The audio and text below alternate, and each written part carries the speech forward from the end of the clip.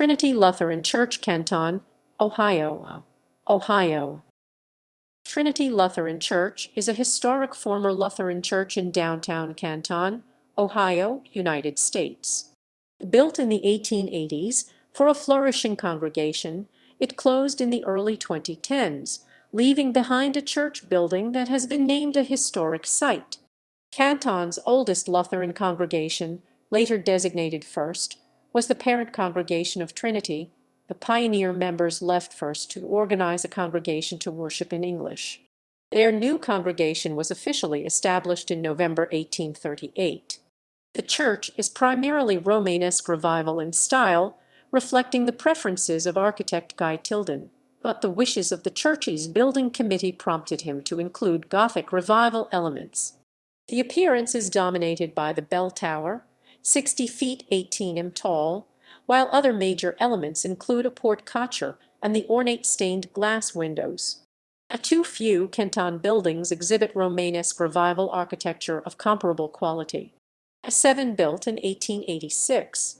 Trinity is the oldest of Tilden's surviving designs in Canton. A7 its foundation is stone with an asphalt roof and sandstone walls. The bell tower, located on the left from the perspective of a viewer across the street, features an entrance in the base and tall ogive windows that extend for the majority of the tower's height. Smaller ogive windows pierce the top section of the tower, which is crowned by a steep pyramidal roof. The main section of the church includes a street-facing gable at the center, while another entrance and the porte-cochere are located on the viewer's right. These components are designed in a manner reminiscent of the original Romanesque style, with elements such as the imitation cloister-style windows in the center of the facade and the increased thickness of the walls as one approaches the ground, evoking the appearance of the original style.